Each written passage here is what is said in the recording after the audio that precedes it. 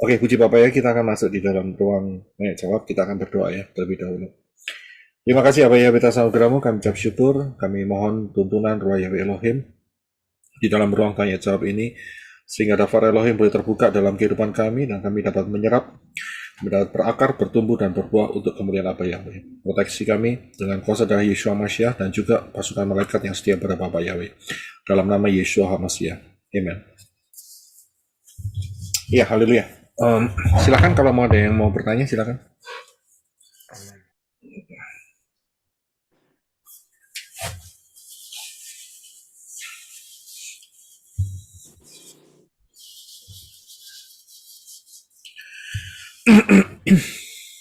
Ya, silakan. Ya, kalau enggak ada, saya mau tanya dulu Pak Yosef Roy. Ya, silakan Bro Adi. Bro, Pak, Bro. Tentang Elia yang diangkat. Sebenarnya saya belum terlalu ngikutin kisah Elia ini. Cuman memang yang tahu dia diangkat. Begitu juga dengan Henok. Pak Yosef Roy mungkin bisa, saya mau tanya, ada rahasia di dalam pengangkatan Elia ini dan Henok, khususnya pembahasan hari ini Pak Yosef Roy menyinggung tentang Elia. Apakah Elia ini memang mendapat tuntunan langsung dari Bapak Yahweh sehingga memang dia benar-benar eh, apa ya, merasakan dan bisa mempersiapkan ketika dia akan di rapture itu? Karena yang saya tahu kemarin saya juga sempat sharing sama Pak Saragi dan kami saling saling konfirmasi kalau karena Pak Saragi juga merasakan kalau dia itu tidak akan mengalami kematian. Dan saya surprise sekali. Jadi apa yang saya rasakan juga dirasakan oleh Pak Saragi. Saya juga nggak ngerti. Saya sudah lama Bapak Yahweh taruh hal ini di dalam hidup saya. Jadi saya itu ngerasa saya tidak akan mengalami kematian, tapi saya akan di rapture. Jadi kalau mau diungkapkan seperti apa gitu, agak bingung juga. Tapi saya nggak tahu. Ini memang iman ini memang Bapak Yahweh taruh di dalam kehidupan saya.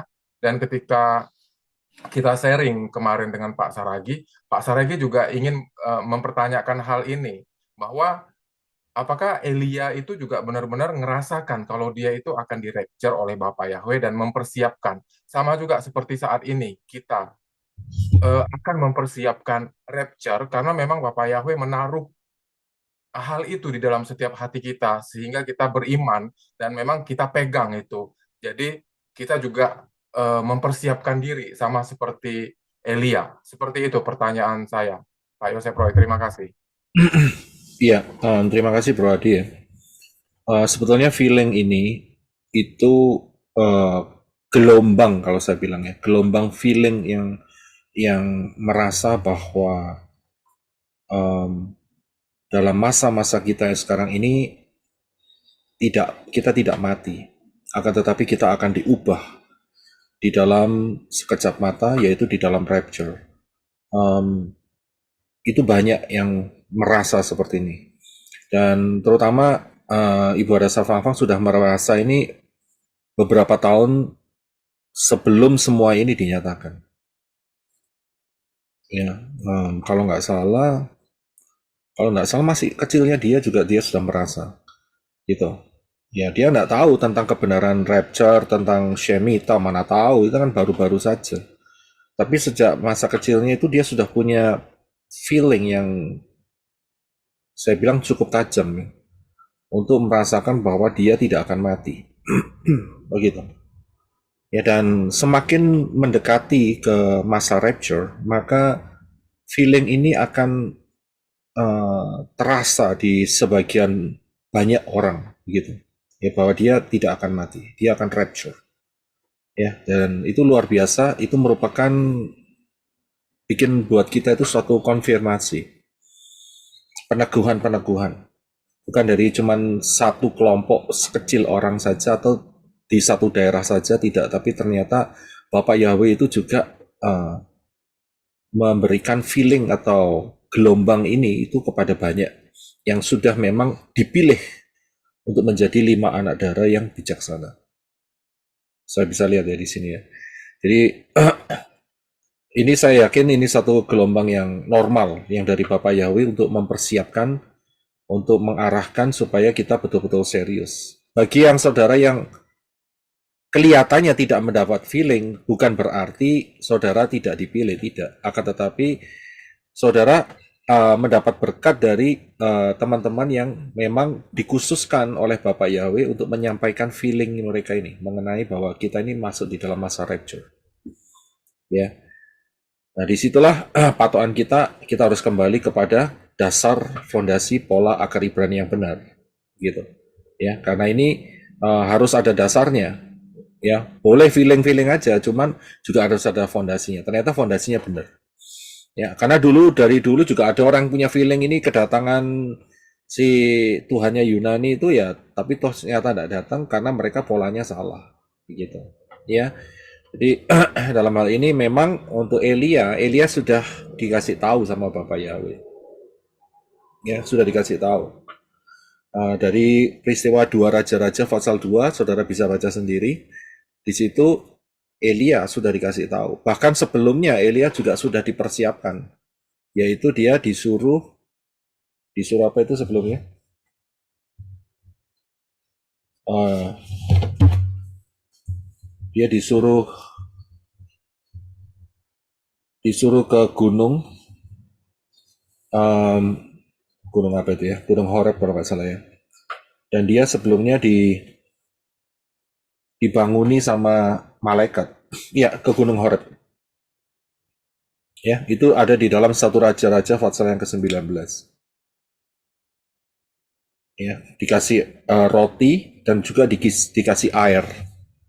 Disuruh makan sampai 2 kali sehingga dia bisa berjalan ke gunung tempat dia ketemu dengan Bapak Yahweh, ya, dan dia berjalan 1 Raja-Raja 19 ayat 8. Silakan Brother Adi baca deh. 1 Raja-Raja 19 ayat 8. Ayat ini dulu, ayat 5 dulu aja sampai 8 ya. Oke. Lalu ia berbaring dan tidur di bawah pohon ara itu.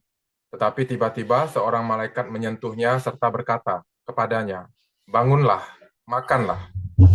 Ketika dia melihatnya, dan lihatlah, di sebelah kepalanya ada kue di atas batu yang membara, dan sebuah kendi berisi air.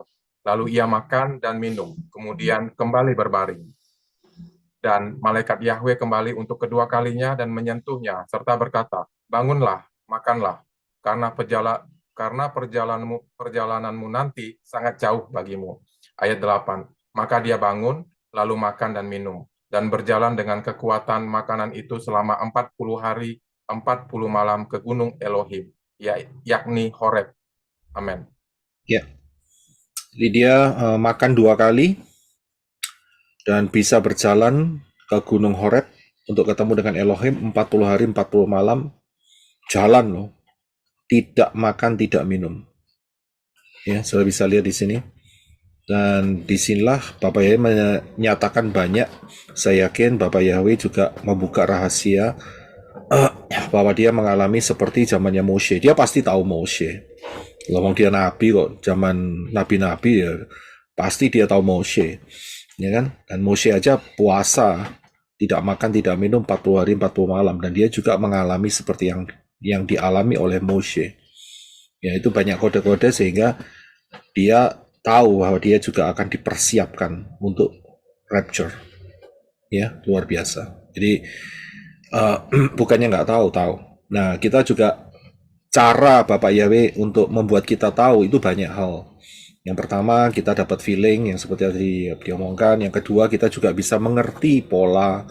Kita bisa melihat apa yang menjadi kedalaman daftar Elohim, rahasia-rahasia Elohim, ya. Sehingga siapa yang melihat dia akan mendapat. Ya, terima kasih Bro Adi. Saya Pak Roy. Ya, Star ya. Ada lagi yang mau ditanyakan Bro Adi sebelum saya lompat ke Ibu Hana? Ya, terima kasih Pak Yosef Roy. Ada satu Pak Yosef Roy, izin ya teman-teman semua, Ya. karena pertanyaan ini sebenarnya beberapa hari ini selalu eh, mengisi pikiran saya, yaitu tentang Yohanes, Pak Yosef Roy. Mungkin Hmm. ada rahasia yang bisa Pak Yosef Roy sampaikan ke kita tentang Yohanes, karena kita tahu Yohanes ini adalah murid yang paling dikasihi oleh Yesua Hamasia dan yang dekat gitu ya, dekat sekali. Dan eh, yang jadi salah satu pertanyaan saya, mungkin Pak Yosef Roy bisa sampaikan, kenapa Yohanes itu bisa dikasihi Adonai Yesua Hamasia, apa ya, bahkan kita bisa melihat melebihi dari yang lainnya. Apa faktornya itu? Kenapa dia bisa lebih dekat? Dan untuk hal perjamuan Yesua sendiri, kan Yohanes yang menyampaikan hal ini. Poin pentingnya itu Yohanes yang menyampaikan eh, tentang hal ini yang tertulis di Yohanes 6. Dan kita tahu Yohanes juga yang menyingkapkan tentang bukan, maksudnya Yohanes juga yang dipercaya oleh Bapa Yahweh di Pulau Patmos untuk menulis kitab Wahyu, di mana kitab Wahyu ini berbicara tentang rahasia-rahasia zaman akhir atau akhir zaman.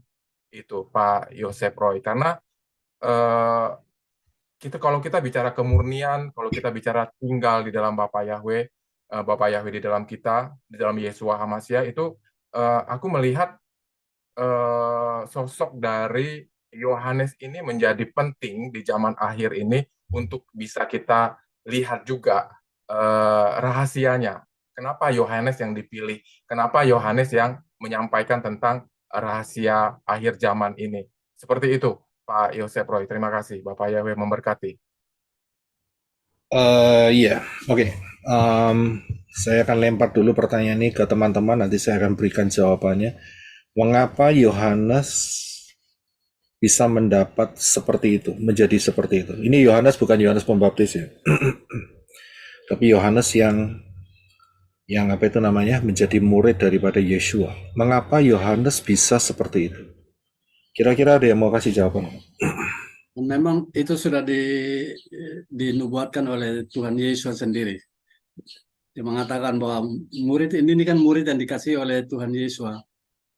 Jadi dia bilang orang ini tidak akan mati sampai Tuhan datang kembali. Maka itu yang menjadi alasan. Oke. Terima kasih Pak Mahlon. Tapi kalimat itu diucapkan oleh Yesus setelah kebangkitannya. Saya Pak, mungkin saya bisa Jadi jawab dulu. ya sebentar ya Sister Ica ya. Jadi setelah pertemuan antara Yohanes dengan Yeshua itu selama 3,5 tahun mengikuti ministrinya, ya kita baru bisa melihat Yohanes seperti itu, dan Yeshua baru mengatakan, dinubuatkan bahwa dia tidak akan mati, begitu. Maksudnya adalah dia akan menerima pewahyuan di Pulau Patmos, itu maksudnya. Ya, jadi kalimat itu sudah melihat hasil gitu. Nah, pertanyaannya adalah mengapa kok bisa Yohanes itu bisa seperti itu gitu loh. Itu pertanyaan begitu. Ya, saya akan beralih dulu ke Sister Ija. Silakan Sister Ija. Baik, saya mungkin coba menjawab gini Pak, karena kan gini, setiap kita itu dipanggil, dan Yohanan juga itu waktu itu dipanggil untuk menjadi 12 rasul. Nah, respon dari Yohanan terhadap setiap pelayanan, setiap ministry yang dilakukan oleh Tuhan Yesus, kalau kita baca di dalam kitab suci, terutama di kitab Yohanan itu, bahkan Yohanan itu selalu memilih untuk duduk di samping Yeshua. Nah, artinya bahwa ada respon yang positif dari Yohanan sehingga mendapatkan kepercayaan dari Yeshua. Saya mungkin refleksi ini juga dari kehidupan kita sehari-hari. Ketika kita bergaul dengan siapapun yang mungkin memiliki sedikit kekuasaan dan lain sebagainya, nah ketika kita respon terhadap apa yang mungkin ditugaskan oleh orang tersebut dan kita melakukannya sesuai dengan ekspektasi orang tersebut, maka hal itu akan membuat kita dipercayakan untuk melakukan lebih lagi setiap tugas-tugas yang akan dilakukan. Dan saya melihatnya seperti itu. Kenapa sampai Yohanan itu dipercayakan oleh Bapak Yahweh untuk menerima pewahyuan ini tentang zaman akhir, tentang segala hal. Bahkan ketika dia digoreng dalam minyak pun dia tidak mati, hanya matanya yang buta. Seperti itu, Pak. Ya, ya terima kasih untuk masukannya. Ada lagi yang mau mencoba untuk menjawab mengapa Yohanes menjadi seperti itu?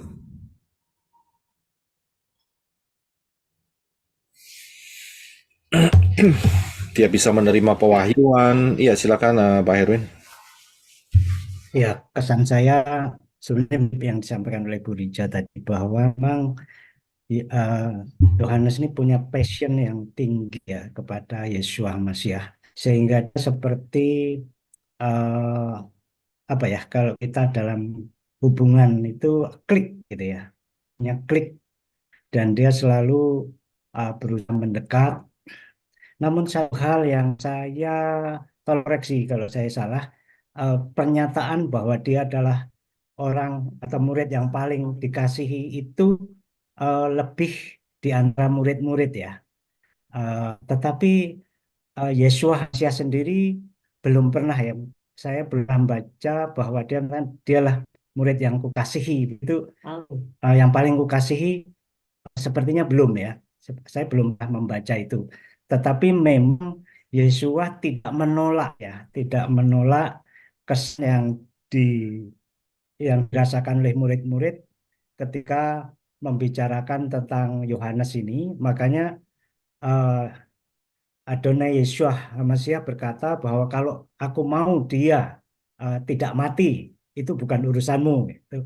Nah, tetapi saya belum pernah menemukan bahwa Yeshua menyatakan seperti katakanlah Yahweh mengatakan kepada Daud bahwa dia adalah apa itu? The man, ya, the man after my own heart, begitu ya. Ya ini tolong dikoreksi. Itu aja. Terima kasih, Pak. Iya, oke. Ada lagi yang mau, terima kasih Pak Erwin. Ada lagi yang mau coba memberikan masukan? Silakan Ibu Jolinda.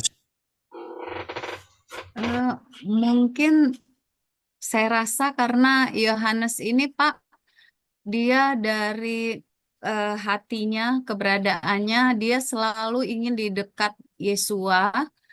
Bahkan mungkin dia selalu juga menyandarkan kepalanya. Jadi dia sangat bergantung kepada Yesua, sangat, kalau kata-kata ininya sangat manja. Jadi memang kita kan kalau ada kedekatan baik itu fisik itu otomatis tersambung gitu ya. Itu menurut saya, Pak. Terima kasih, Pak. Ya, oke. Ya, terima kasih Ibu Jolinda. Ada lagi? Iya, Pak Yosef Roy, aku mau tambahkan sedikit dengan apa yang disampaikan oleh Bu Julinda. Yang Ya. memang kita ketahui dan sangat terkenal kisah yang Yohanes itu menyandarkan kepalanya ke dadanya Yesua itu. Benar, Pak Yosef Roy? Gimana? Yang Yohanes waktu makan malam, waktu makan Paskah kalau tidak salah, itu dia menyandarkan kepalanya ke bahunya atau ke dadanya Yesua yang ada tertulis itu ya. Itu benar Pak ya? Ya, betul. Dan dari situ juga kita bisa simpulkan kalau memang Yohanes sama Yesua ini memiliki kedekatan yang lebih dari yang lain.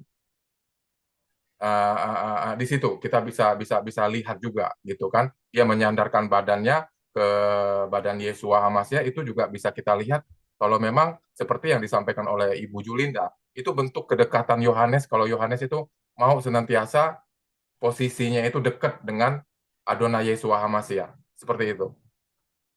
Iya, oke. Terima kasih. Baik. Saudara tahu nggak karakternya Yohanes?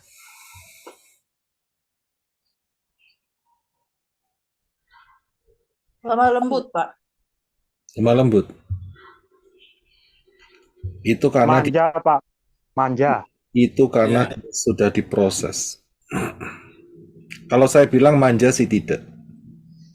Lemah lembut itu karena setelah diproses. Sebelum diproses karakternya bagaimana? Dia langsung mau percaya. Kayaknya kasar ya Pak, kayaknya kasar dia orangnya. Kok bisa tahu? Itu kepa, Pak. Karena dia nelayan juga kan Pak? Iya, rata-rata memang nelayan sih. Nah, nelayan itu kan kita tahu ya, ya nelayan itu kan kena panas, kena badai, kena hujan, ya otomatis pasti kasar dong orangnya. Keras maksudnya, sorry, keras. Karakter yang terbentuk jadi kasar, keras. Oke. Kalau menurut saya dia manut saja Pak, manut. Ketika seperti pada saat dia dipanggil pertama kali bersama dengan Yakub, kemudian sama dengan Kepa. Kalau karakter Kepa itu yang keras dan mungkin seperti yang dijelaskan oleh Pak Adi tadi itu ada pada Kepa, tetapi pada Yohanan saya lihat bahwa dia manut dengan Yosep Roy. ketika itu baik gitu. Pak Yosep Roy, Ya. dia gegabah Pak Yosep, saya Gegabah. tangkap. Agresif, Gegabahnya gimana? gegabah dia memutuskan sesuatu pas sebelum ketemu Yesua ya. Sebentar deh. Dia memutuskan sesuatu itu tanpa pikir panjang. Jadi dia mengikuti hawa nafsunya juga. Gitu. Contohnya? Dia tidak berhikmat. Contohnya? Saya lupa Pak. Pokoknya saya tangkap itu, pernah dapat pelajaran seperti itu. Jadi, oke, terima kasih untuk semua masukannya ya. Saya langsung aja jawabannya. Kalau saudara kepingin tahu karakter daripada Yohanes, itu saudara buka di dalam Lukas 9 ayat 54. 9 dan 54. Ya, tolong saudara buka di LAI terlebih dahulu. Tolong ada yang buka LAI, ada buka ILT3. Bapak ini saya. Ya, yang satu LAI, yang satu ILT3. Tolong dibaca dulu yang LAI. Baca. Lukas 9:54. 54. Lukas 9. 9 ayat 54. Tolong sebentar. Lukas 9 ya. Lukas 9 ya. Ayat 50.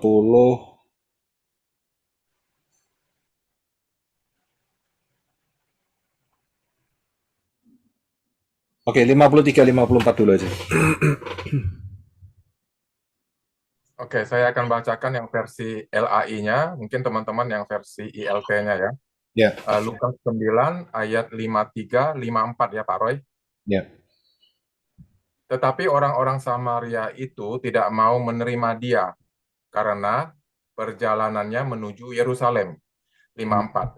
Ketika dua muridnya, yaitu Yakobus dan Yohanes melihat hal itu, maka berkata, Tuhan, apakah engkau mau supaya kami menyuruh api turun dari langit untuk membinasakan mereka? Ya, ILT3.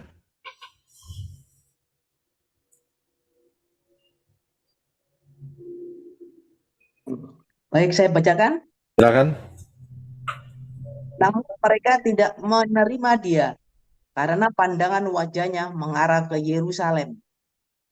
Ayat 54. Dan ketika melihat itu, murid-muridnya Yakobus dan Yohanes berkata, Tuhan, apakah engkau menggendaki kami menyuruh api turun dari langit dan membinasakan mereka seperti Elia juga melakukannya? Saya bisa lihat sifat karakternya daripada Yohanes. Jadi mereka itu melewati daerah Samaria. Saudara harus tahu ya, bahwa Galilea dan Yudea itu dua tempat yang berbeda. Yang satu utara, yang satu selatan. Di tengah-tengahnya itu ada daerah namanya daerah Samaria. Paham ya? Jadi orang-orang yang dari atas ke bawah atau ke bawah ke atas, mereka harus memperhitungkan perjalanan mereka. Karena mereka jalan kaki. Jadi jangan sampai mereka bermalam di Samaria. Karena Samaria Ciong. Oke. Ya. Berlawanan, bertentangan dengan orang Yahudi, ya, orang Samaria. Orang Samaria itu adalah orang Yahudi tapi mix, campur. Ya, campur dengan orang-orang Yunani dan sebagainya. Nah, karena itu saat mereka ditolak di Samaria, Yohanes salah satunya dia bilang, Tuhan, tak kasih oleh-oleh aja si Samaria, yaitu tak turunin api dari Syamanya. Hebat nggak? ditolak nginep, langsung mau dikasih onde-onde, yaitu bom nuklir, tak turunin api dari langit. Mamuan, Pak. Nah, Mamuan. nah, ya saudara bisa melihat ini kira-kira karakternya model kayak apa. Nah, apa yang menjadi respon Yesua? Coba baca di dalam LAI-nya dulu ya. Lukas 9 ayat 55. 9. LAI ya, LAI. Akan tetapi ia berpaling dan menegur mereka. Oke, itu LAI. ILT3 ngomong apa? Namun sambil berpaling dia menegur mereka dan berkata, kamu tidak memahami dari roh semacam apa kamu berasal. Ada perbedaan enggak? Iya, Berbeda. ada Pak. Perbedaannya di mana? Lebih melengkapi ya LT3 Pak ya. Nah, di sini LAI potong ayat. Hmm. Di ILT lebih cocok dengan King James. Kamu tidak tahu roh apa yang sedang menunggangi kamu. Itu bahasa enaknya. Kerasukan ya Pak, mudah kerasukan ya Pak ya. Bukan kerasukan. Bukan kerasukan. Ini ditunggangi roh itu bukan kerasukan loh, enggak loh. Ya, jangan salah loh. Oh, berarti itu kerasukan. Tidak, ini ditempel roh. Ngerti maksudnya? Jadi nggak harus kerasukan.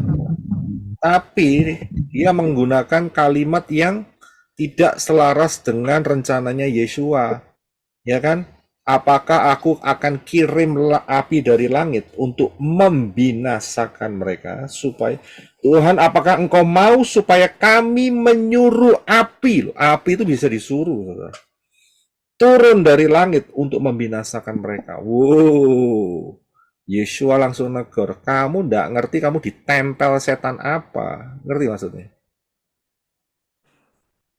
Bisa. Inilah yang menjadi karakter Yohanes. Nah, kan kita ngomong loh, kok Yohanes bisa jadi seperti itu, bisa nempel kepalanya di Yeshua. Nah, berarti di sini ada yang namanya transformasi kehidupan. Betul kan?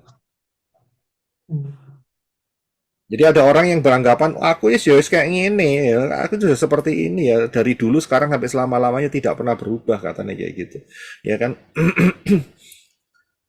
Gitu, niru-niru kitab suci, Yeshua tidak pernah berubah dari dulu sekarang sampai selama-lamanya. Saya juga tidak berubah dari dulu sekarang sampai selama-lamanya. Modiar kamu, saya bilang ngomong kayak gitu, betul kan?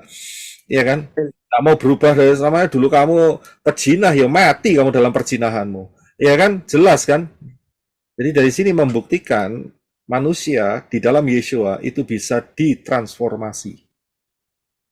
Iya. Terbukti siapa? Yohanes. Dia pertamanya apa? Wow, nentang aku, tak turunin api dari langit. Wih, hebat banget ini. Kayak Elia kan. Elia kan minta api dari langit. Persis seperti dia. Wah, dia sudah jadi muridnya Yeshua, tiba-tiba dia penuh kuasa, merasa pede banget bisa nyuruh api turun dari langit. Waduh. Tapi Yesus bilang, kamu nggak ngerti, kamu ditempelin setan apa itu. Ya kan? Sadar ya, waduh, aku nggak mau ditempeli setan. Lebih baik aku menempelkan diri kepada Yeshua daripada aku ditempeli setan, gitu loh. Ngerti maksudnya? Akhirnya dia menempelkan kepalanya di Yeshua. Lebih dari teman-teman, dari rasul-rasul yang lain. Inilah, disinilah dia mengambil satu sikap. Aku nggak mau ditempelin setan, aku mau nempel sama Yeshua. Terjadilah dengan sikap itu, maka terjadilah transformasi. Rabi Saul mengatakan, yang lama sudah berlalu, yang baru datang. Ya, kenakanlah Hamasiah di dalam kehidupanmu. Kamu harus ganti baju, tidak bisa pakai baju yang lama. Pakai baju yang disediakan oleh Yeshua. Itu dia, harus bisa transformasi. Berubahlah di dalam cara berpikir. Iya. Inilah jiwa ini di sini. Ya, hendaklah kamu diperbaharui di dalam berpikir. Ya, pikirnya berubah, maka itu dia mikir, waduh, ditempel setan nggak enak aku, dikuntit terus ditempel setan. Lebih baik aku menyerahkan kepalaku kepada di dada Yeshua HaMasiah. Berubah dia. Begitu dia melakukan transformasi itu, rahasia-rahasia itu mengalir tidak terbendung. Bahkan sampai digoreng pun dia tidak mati, bahkan dia disebut sebagai murid yang kekasih, yang dikasihi Yeshua. Dia tahu loh, dia dikasihi. Buktinya apa? Buktinya apa dia dikasihi Yeshua? Diberi pewahyuan, Pak. Sebetulnya bukan itu saja. Ada lagi. Ada lagi. Yang betul-betul real membuktikan bahwa dia dikasihi Yeshua. Apa kira-kira? menyerahkan ibunya ke Yohanes, Pak. Iya, terima kasih Sister Ice. Sudah dijawab. Yaitu Yeshua mempercayakan Miriam kepada Yohanan. Tidak kepada murid-murid yang lain, tidak. Ditulis, sejak hari itu, maka Miriam tinggal di rumah Yohanan. Haleluya. Itu bukti nyata bahwa Yeshua milih Yohanan. Begitu loh. Ya. Ajaib ya. Ya, itu padahal dulunya yaitu berandalan. Itu mau ngirim api dari langit untuk membinasakan satu kota, nggak luar biasa itu. Preman, Pak, preman. Preman, Pak, preman. Ya, oke, terjawab ya, Brother Adi. Pak, haleluya. Terima kasih Pak Yosef. Ya, Teman-teman semua, terima kasih. Terima kasih. Ibu Hana ada di sini, Ibu Hana. Tadi mau masuk dia. Ada Pak Roy. Oh ya, silakan Ibu Hana, silakan. Ya, saya pengalamannya Bu Pang lah gitu. Apakah saya sering menginjili, tapi kok nggak sampai tuntas ya? Kok nggak, aku terus menilai diriku, apa yang salah ya? Apa saya harus puasa? Mungkin harus seperti itu langkah saya berikutnya. Gitu. Saya rajin sekali menginjil. Pengalaman Bu Pang kali ya Pak Roy, gimana? Makasih. Itu aja. Rabisal, ya terima kasih Bu Ana. Rabisal mengatakan ada yang menabur, ada yang menuai, ada yang menyiram, dan menumbuhkan, dan semua Bapak Yahweh yang menumbuhkan. Dan Bapak Yahweh yang menumbuhkan. Bisa lihat. Tapi saya sedih kalau kok belum sampai ini saya dapat jiwa gitu. Padahal saya sering sekali menginjil. Iya. Jadi saya pengalaman orang berpuasa mungkin itu yang masih kurang buat saya. Jadi gitu aku minta pengalaman teman-teman deh gitu. Terima kasih Pak Roy dan teman-teman. Iya, saya melihat masalah puasa ini bukan menjadi faktor. Ya, bukan menjadi faktor. Jadi saya bilang adalah pembagian rencana Bapak Yahweh. Yang penting kita tabur saja. Kalau memang itu diberikan kepada kita dari Bapak Yahweh untuk menabur, tabur terus. Nanti Bapak Yahweh akan menyiram dan Bapak Yahweh akan menggarapnya dan Bapak Yahweh juga akan menyediakan penuai-penuainya. Tabur saja. Tabur saja.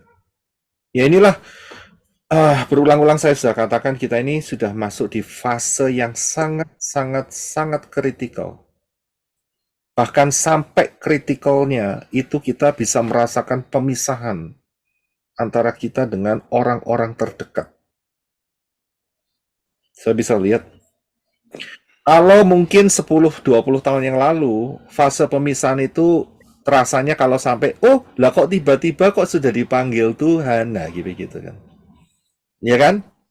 Tapi sekarang berdasarkan pola yang Bapak Yahweh berikan, semakin dekat kita sudah bisa terasa ini.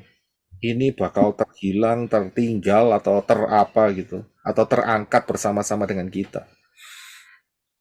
Kelihatan semua. Tapi kembali lagi, satu faktor, bahwa kita ini diciptakan sebagai manusia untuk masuk ke Syamayim, tidak gandengan. Saudara bisa gandengan sekarang di dunia ini, tetapi untuk masuk Syamayim sendiri. Kecuali satu. Apa kira-kira? Kecuali nggak rapture, Pak. Bukan. Ini yang masuk Syamayim, kecuali satu. Kecuali saudara punya anak yang masih belum akil balik. Itu akan berdasarkan menurut iman daripada orang tuanya. Asal orang tuanya juga imannya benar, begitu loh. Tapi kalau anak itu sudah akil balik. Saudara tahu ya akil balik ya? Iya, tahu, Pak. Sudah Umur ya Pak. Umur ya. dewasa dan bisa Remaja. memutuskan diri sendiri, mereka bertanggung jawab atas dirinya sendiri, atas keselamatannya masing-masing. Ini kita tidak bisa dipungkiri. Iya. Ya, nggak bisa dilepas, nggak bisa dipungkiri, dan juga yang jadi masalah itu karena ada hubungan darah, sehingga ada perasaan yang tercantol di sana. Tapi di hadapan Bapa Yahweh tidak diperhitungkan. Ini dia. Nah, kita mau lihat dari sudut pandang mana, manusia atau Bapa Yahweh? Ya kita lihat dari sudut pandang Bapa Yahweh. Karena kita sudah dianggap bertanggung jawab atas keselamatan kita masing-masing. Ya, jadi untuk teman-teman, untuk Ibu Hana, bagian menabur, terus menabur dengan setia. Ya, jangan putus asa. Taburan pasti akan ada hasil. Tapi memang di sini kita juga tidak bisa memaksa ruah Yahweh Elohim karena ada faktor pilihan manusia. Ya, kita harus betul-betul paham akan hal itu. Maaf Pak, kalau ada firman yang mengatakan satu orang bertobat seisi rumah diselamatkan itu gimana Pak? Oke, jadi kalau ada satu orang diselamatkan, maka seisi keluarga itu mendapat kesempatan untuk mendapat penaburan firman. Bisa lihat, mendapat kesempatan. Bukannya berarti diselamatkan Pak ya, untuk mendapat kebenaran aja Pak ya? Tidak. Jadi yang dimaksud adalah mendapat kesempatan mendengar. Saya nggak bisa jangkau keluarganya Pak Mahlon, anak-anaknya nggak bisa. Yang bisa jangkau siapa? Pak Mahlon sendiri beserta Ibu Eva. Saya nggak bisa jangkau ya famili-familinya Ibu Hana. Siapa yang bisa jangkau? Ya Ibu Hana sendiri. Jadi kesempatan itu terjadi karena ada famili atau ada orang dekat yang percaya kepada Bapak Yahweh. Ya, itu dia. Jadi keselamatan tetap kembali ke masing-masing Pak ya? Betul. Keselamatan tetap kembali ke masing-masing. Amin. Amin. Ya, sangat-sangat jelas di situ. Ya, tapi ya memang dunia ini kadang-kadang dikacau balaukan oleh perasaan. Ya, sehingga timbul pemahaman-pemahaman. Contohnya misalnya apa? Oh, nanti kalau keluarganya tidak terselamatkan harus didoakan. Ya, siapa tahu sudah didoakan, dipotong ya masa tahanannya dari 10.000 tahun menjadi 5.000 tahun. Karena didoakan lagi, dipotong lagi jadi 2.000 tahun, dipotong lagi jadi 5.000 tahun. Kemudian yang doakan mati nggak akan diselamatkan. Itu namanya prinsip purgatori. Ada satu lagi Pak firman. Ada satu lagi firman mengatakan kalau suami yang bertobat bisa menyelamatkan istri atau istri yang bisa menyelamatkan, ya itu kan juga kayak seperti itulah gitu loh Pak. Itu jadi nggak berlaku untuk keselamatan Pak ya, untuk kebenaran firman aja Pak ya. Bukan. Karena itu ada di Korintus. Iya. Dikatakan bahwa kalau sampai kamu adalah orang yang percaya Bapak Yahweh dalam Yeshua, yang suami atau istrimu yang sebelumnya sudah menikah terlebih dahulu atau kawin terlebih dahulu, teken kawin, kontrak kawin, ya kan, untuk seumur hidup, dan mereka ternyata bukan orang percaya, bagaimana mereka mendapatkan, bisa diselamatkan, itu maksudnya bagaimana supaya mereka mengerti akan jalur keselamatan, itu saja. Ya. Tidak otomatis membawa keselamatan berarti Pak ya, tetap kembali ke salam masing-masing ya. Tidak. Baik Pak, terima kasih. Karena itu, perhatikan apa yang dikatakan oleh Yeshua. Siapakah ibuku? Siapakah saudaraku? Nah, itu dia. Yang mendengarkan dan melakukan kebenaran firman. Ibunya itu ada di luar, saudara-saudaranya di luar, Yeshua ngajar di dalam rumah. Lah kok ngomong seperti itu? Betul Pak. Ya kan? Kan beberapa kali ditulis bahwa saudara-saudaranya pun tidak percaya kepada dia. Yang jelas Pak, yang Iya, melakukan, yang menyelamatkan. Jadi istri atau anak kandung pun kalau tidak melakukan berarti bukan keluarga ya, atau murid-murid atau ibu atau anak-anak Yesua gitu Pak. Intinya itu Pak ya. ya, secara fisik memang keluarga. Kita harus Ya. bisa menempatkan dalam posisi yang benar. Secara fisik adalah keluarga. Tetapi untuk diperhitungkan sebagai keluarga yang kekal, jawabannya adalah belum atau tidak. Belum betul. kalau dia bertobat, tidak itu kalau sampai di titik terakhir mereka menolak dan mati. Ya, artinya mau kembali keselamatan masing-masing itu Pak ya. Jelas, sangat jelas sekali Pak Budiman. Amin, amin. Ya. Terus satu lagi Pak, saya tadi yang mengenai Yohanes Pak, apa beda Yohanes yang dipenggal kepalanya dengan Yohanes yang murid Yesus Pak? Beda. Yohanes yang dipenggal kepalanya adalah Yohanes Pembaptis. Oke. Ya, sedangkan Yohanes yang ini dia tidak mati dibunuh, matinya normal karena tua. Walaupun dia ya, Pak, walaupun dia sempat digoreng. Ya. Terima kasih Pak. Terima kasih Pak Budiman. Ya, ada lagi? Ada lagi Bu Hana? Oh iya, udah Pak. Ya, oke, terima kasih. Ya, silakan. Shalom Pak. Ya, silakan Bu Bice. Ya, Pak Rohi, kan Elaya itu kan dia terangkat atau mengalami rapture.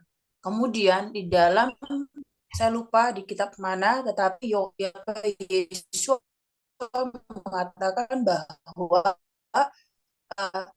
di dalam pembaptis itu adalah Elaya. Kemudian ada satu ayat juga mengatakan bahwa yang tersayang itu adalah Yohanan, seperti itu. Nah, kalau kita mau kembali kenyataan Yesus mengatakan bahwa roh di dalam Yohanan itu rohnya Elaya, itu seperti apa sih maksudnya Pak? Maksudnya saya nggak ngerti, apakah Elaya yang lahir kembali ataukah seperti apa Pak? Ya, oke, terima kasih Setelje. Penjelasan lebih jelasnya saya sudah berikan di dalam pembelajaran dengan tema dua saksi. Ya, saya sudah berikan di sana. Nah, ya, jadi saya ulangin aja secara singkat bahwa roh Elia yang ada di dalam Yohanan itu bukan rohnya, bukan, ya. Seperti yang diminta oleh Elisa, biarlah aku mendapat 2 bagian dari rohmu. Itu bukan rohnya disobek, tidak. Tapi yang dimaksud adalah pengurapan. Itu dia. Jadi pengurapan yang diturunkan kepada Elia itu diturunkan 2 kali lipat kepada Elisa. Dan pengurapan yang ada di Elia itu juga diturunkan kepada Yohanes Pembaptis. Begitu. Jadi pengurapannya saja, bukan berarti spirit atau rohnya Elia itu disobek, tidak. Ya, nah inilah yang merupakan konsep siapakah 2 saksi itu. Ya, saudara bisa lihat sendiri. Sudah saya jelaskan secara panjang lebar. Baik Pak, terima kasih banyak puji Bapak Ya, Yahweh. oke, haleluya, terima kasih. Oke, puji Bapak Yahweh. Ada lagi yang mau ditanyakan? Siapa dulu? Mau nanya soal pembahasan kemarin Pak ya. Oke, sebentar ya, saya satu-satu dulu.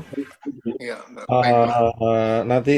Nanti urutannya. Oke, saya ke Arizona dulu, kemudian Ibu Julinda, Pak Mahlon, dan Pak Budiman. Oke, ingatkan saya. Oke, silakan Arizona, angkat tangan. Ya, shalom. Saya tadi dengar siapa Ibu Rica tadi kesaksiannya. Puji Bapak Yahweh. You're welcome gitu, thank you-nya. Puji Bapak Yahweh. Ya, cuman itu. Dan saya sebetulnya, tapi kasih ke yang lain dulu aja. Nanti saya akan kembali lagi itu. Kasih yang tadi yang ada pertanyaan. Ya, oke, baik. Terima kasih. Thank you. Ya, terima kasih Bu Adosa. Sama-sama. Silakan Ibu Julinda. Terima kasih Pak. Ya. Saya cuma mau tanya, kan ada firman yang menyatakan kalau kita di Yehezkiel itu Pak, jikalau kita menegur seorang yang bersalah dan dia bertobat, maka kita menyelamatkan nyawanya, tetapi jika dia tidak mau mendengar, berarti darahnya tidak tertanggung kepada kita. Ya. Yang saya mau tanyakan, terkadang apakah saya salah ya Pak? Misalnya begini, saya ketemu dengan saudara saya yang dekat, keluarga ya, adik-adik ipar misalnya, adik kandung, tapi saya kok merasa tidak menemukan jalan untuk menyampaikan, bahkan ketika mau menyampaikan langsung di-cut gitu ya. Nah, tapi kadang-kadang saya tidak pilih orang gitu. Orang yang baru saya kenal pertama, tapi saya melihat ada kesempatan, itu saya sampaikan. Nah, maksud saya, apakah kalau misalnya akhirnya tidak ada, apakah memang saya yang tidak berusaha gitu? Seperti apa yang kita dituntut darahnya gitu, Pak? Karena saya merasa saya sudah harus tidak bisa lebih mengasihi. Memang iya, kita bagaimanapun tidak bisa menyangkal yang ada hubungan darah itu, bagaimanapun kita sangat mengasihi mereka, tapi saya merasa walaupun baru kenal, saya mengasihi, kasihan jiwanya kalau nggak tahu gitu Pak. Nah, demikian Pak yang saya tanya. Terima Ya, kasih. terima kasih Bu Jorinda. Jadi di dalam hal menyampaikan berita ini ada faktor, yaitu lihat bahwa Yehezkiel, Yehezkiel itu sebagai penjaga. Jadi pada saat dia diperlihatkan ada serangan ke kota itu, kalau sampai orang itu tidak memberitakan, maka darahnya akan ditanggungkan. Ya kan? Ya, memang kita berusaha semaksimal mungkin. Sekarang kita punya ada WA dan sebagainya, ya kita bisa share-share aja sama mereka. Ya kan? Kan kalau sama share kan kita mereka pasti akan terima, kecuali kita diblok gitu aja namanya. Tapi daripada sister sendiri sudah berusaha seperti itu. Di satu sisi harus juga ada yang namanya jalur, yaitu dipimpin oleh Ruach Yahweh Elohim. Nah, yang ini beda. Bedanya apa? Lebih detail, lebih dalam, lebih spesifik. Jadi ada kalanya Ruach Yahweh Elohim itu nuntun. Kamu kasih tahu dia. Nah, disitulah ayat ini akan bekerja. Jadi jangan sampai kita nggak ngasih tahu, karena kita sudah dipimpin oleh Ruach Yahweh Elohim untuk kasih tahu gitu. Nah, urusan mereka tolak nggak atau menerima itu bukan urusan daripada sister sendiri yang menyampaikan, karena itu adalah kehendak pribadi masing-masing. Syukur-syukur dia mau menerima. Kalau menerima ya sudah, tapi kalau tidak mau menerima, ya sister tidak kehilangan berkat sister, karena sister sudah mentaati apa yang menjadi pimpinan Ruach Yahweh Elohim. Ya, jadi ada dua jalur umum dan jalur khusus. Tapi ingat, di dalam menyampaikan seperti itu, kita juga nggak tahu orang luar itu dia punya ilmu apa. Kadang-kadang mereka nggak suka. Jadi disinilah kita harus peka ya dengan pimpinan Ruach Yahweh Elohim. Jangan sampai kita nyebarin itu, ternyata dia nggak suka, dia nyerang dan kita lengah. Itu berbahaya sekali. Ya, jadi dalam hal ini coba dikonfirmasikan dengan pimpinan Ruach Yahweh Elohim. Ya, mendengar suara Yahweh Elohim boleh nggak ini untuk sampaikan? Kalau ya, oke, ada lampu hijau ya silahkan disampaikan begitu. Ya, bisa dipahami ya. Ya Pak, terima kasih Pak. Ya, shalom. Pak Mahlon, silakan Pak Mahlon. Ya, Pak. Terima kasih Pak Roy. Saya ada dua pertanyaan. Pertama tadi Pak sudah terangkan tentang tutup tabut perjanjian itu. Nah, di atasnya ada serafim yang terbuat dari emas. Terus tutup keseluruhannya itu terbuat dari emas juga, atau kayu dengan emas? Kalau nggak salah tutupnya dari emas semua, kalau nggak salah. Ya, Pak. Kalau tidak salah loh ya, kalau nggak salah. Ya, terima kasih. Ya.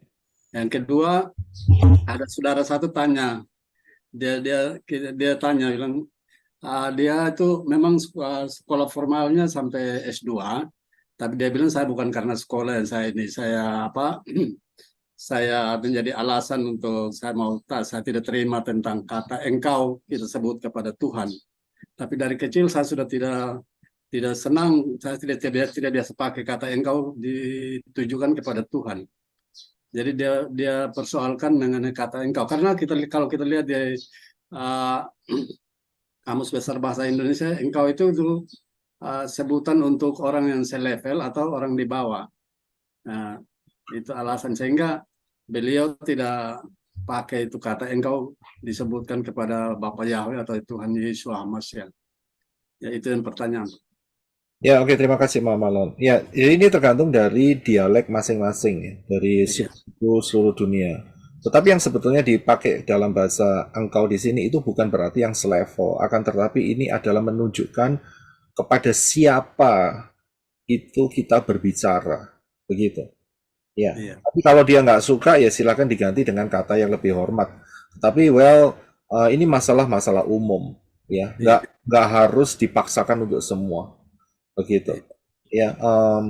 Contohnya kalau di Amerika di sini ya, ini rata-rata mereka entah muda entah tua kalau ngomong you begitu ya. Tapi kalau itu diterapkan di Indonesia, ya kurang ajar ya kan ya. Tapi kan kita nggak bisa pakai seperti itu. Kamu kan nggak enak begitu ya kan. Ya, harusnya ya pakai Anda atau Bapak atau saudara, saudari, ya kan? Ya kan? Ya, kalau di sini ya enggak ya you gitu ya kan. Nah, ya jadi itu hanya masalah nationality-nya aja gitu ya, kebangsaan, dialek dan sebagainya. Tapi nggak ada yang merujuk kepada sesuatu yang merendahkan daripada Elohim, tidak ada. Ya. Gitu aja. Terima kasih Pak Malon. Ya, makasih. Silakan Pak Budiman. Ya Pak, ini saya mau nanya soal pembahasannya kemarin. Silakan. Soal di luar perayaan 7 hari raya Pak yang diminta di ILT Imamat 23 kan 7 hari raya Pak yang dianjurkan Bapak Yahweh. Yang seperti kemarin Bapak bilang perayaan Tisha B'Av atau Purim atau yang lainnya di luar 7 hari raya itu, dan semacam kayak pencatatan dosa-dosa terus dibakar, itu apa perlu kita ikuti perayaan gitu Pak? Itu yang saya mau minta penjelasan secara lebih konkret lagi ke Bapak gitu. Terima kasih. Oke, terima kasih Pak Budiman. Ya, ini banyak terjadi kekacauan di sini, saya bilang ya. Sebetulnya simple. Ya, simpelnya begini. Bapak Yahweh menetapkan berapa hari raya? 7 ya, gampang ya. Jelas. Kemudian kita bisa lihat bahwa di sejarahnya Israel juga menggunakan event-event tertentu. Ya, dan dijadikan sebuah peringatan. Nah, ternyata tercatat juga event-event tertentu itu yang pertama adalah Purim. Ya kan? Dan itu yang menetapkan adalah Hadasa, ya kan? Mengapa peristiwa itu bisa terjadi? Karena saat itu Haman ingin membinasakan secara total orang-orang Yahudi. Ya, betul. Dan di dalam kitab Esther, ya, tangan Bapak Yahweh bekerja secara tersembunyi. Betul kan? Nggak ada loh kata Tuhan di kitab Esther. Sudah tahu nggak belum? Itu satu-satunya kitab yang tidak ada kata Tuhan, kata Yahweh, itu tidak ada. Tapi apakah Bapak Yahweh tidak bekerja? Bekerja itu. Ternyata rajanya dibuat tidak bisa tidur, betul kan? Ya kan? Nah, jadi dalam hal ini ya, Esther atau Hadasah yang menetapkan perayaan Purim, ya, apakah salah? Tidak. Ya, tidak salah. Mengapa tidak salah? Karena dia mau mengingatkan generasi di bawahnya supaya ingat loh, bahwa tangan Bapak Yahweh itu bekerja dengan diam-diam menyelamatkan bangsa Israel. Itu dia. Ya, itu luar biasa. Nah, sekarang setelah itu ada peristiwa apa lagi? Ternyata ada peristiwa Hanukkah. Nah, Hanukkah ini ada nggak di dalam firman? Ada nggak? Ada nggak dalam firman? Perayaan Hanukkah. Saya belum paham, Pak. Mbak. Perayaan Hanukkah. Kayaknya nggak ada, Pak Roy. Oke, gimana Bro Adi? Kayaknya nggak ada, Pak Roy. Ada A- kayaknya ada. ada di perjanjian baru Pak Roy. Yesua kan pergi merayakannya kalau nggak salah. Di mana itu? Aduh lupa. Aku di Yohanes atau di Matthew ya. Yohanes 10 ayat 22. Itu Hanukkah. Ya. Ada, saudara. Memang Hanukkah ini ada di kitab Makabi. Peristiwa ini secara jelasnya itu ada di sana, ya. Tetapi di dalam kanon Tanak dan Brit Hadasa tidak tercantum Makabi. Tetapi peristiwa ini ada. Saya sudah jelaskan mengenai apa itu namanya, antara domba jantan dan kambing jantan. Daniel Fatsal 8, ya, saudara bisa lihat di sana. Itulah peristiwa Makabi. Itu di sana, ya. Dan coba dibaca di Yohanes 10 ayat 22. Yang Boleh lain saya, Pak ya. sama. Ya. Ayat 22, Yohanes 10 ayat 22, tidak lama kemudian tibalah hari raya pentabisan Bait Elohim di Yerusalem, ketika itu musim dingin. Ya, saudara bisa lihat di sana. Hari atau perayaan pentahbisan. Yesus ada di sana. Ada ayat 23. Silakan dilanjutkan yang baca. Dan Yesua berjalan-jalan di Bait Elohim di Serambi Salomo. Iya, berarti Yesus ada di mana? Di Bait Elohim saat itu. Ya, dan saat itu terjadi peristiwa penahbisan. Penahbisan kenapa? Ya, karena masalah, ya, si yang menyembelih babi itu, saudara ya, siapa itu namanya? Antiochus, ya, siapa itu ya? Keempat itu. Ya, saudara bisa buka sendiri ya, Daniel Fatsal yang ke-8. Jadi ada begitu. Maknanya apa di sini? Maknanya adalah Bapak Yahweh bekerja untuk menyucikan kembali Bait Elohim saat itu dari kenajisan. Boleh kan kalau gitu? Boleh, ya kan? Nah, peristiwa apa lagi? Perayaan Yahudi. Ternyata ada satu peristiwa lagi yang muncul, yaitu Tisha B'Av. Kita bisa lihat. Nah, Tisha B'Av ini adalah perayaan Yahudi karena mereka melihat bait sucinya rontok yang pertama di tangan Nebukadnezar. Tapi yang di Nebukadnezar itu tidak rata tanah, masih berdiri. Yang rata tanah yaitu yang ada di tahun 70 karena dihajar sama si Titus. Orang Yahudinya berkabung. Nah, yang berkabung ini orang Yahudi yang menolak Yesua. Iya kan? Lah kok kenapa sekarang kok ikut-ikutan merayaan Tisha B'Av? Apa maknanya? Nggak ada. Itu dihajar sama Bapak Yahweh, melok-melok berkabung. Emangnya kepingin melok dihajar? Ayo. Enggak mau. Berkabung melok dihajar sekalian gitu loh, ya kan? Nah, tapi ngapain ngikut-ikutan? Lah ini loh yang saya ngomong kebablasan. Gitu loh, ya. Jadi yang nggak perlu ya nggak usah ikut-ikut. Iya. Jangan dipermak, dipermak ya. Iya. Jadi kalau untuk Hanukkah sama Purim nggak apa-apa Pak ikut. Nggak apa-apa, boleh. Maknanya bagus karena masih bisa diambil makna rohaninya. Tisha B'Avnya apa nggak apa? B'Avnya nggak ada. Karena mereka merasa sedih, merasa kehilangan hadirat Elohim. Lah, kamu kehilangan loh gara-gara kan apa itu namanya menolak kok. Ya kan orang-orang bilang biarlah darahnya tertanggung atas kami dan atas anak-anak kami. Ya kan? Lah saya mau merayain Tisha B'Av apa mau kecipratan kutuknya itu? Mau enggak? Nah, ya kan? Ya itulah ya. Coba kita mikir gitu loh, jangan sampai kebablasan gitu loh. Sayangnya tuh di situ. Iya, baik, Harus Pak. bisa berpikir dewasa.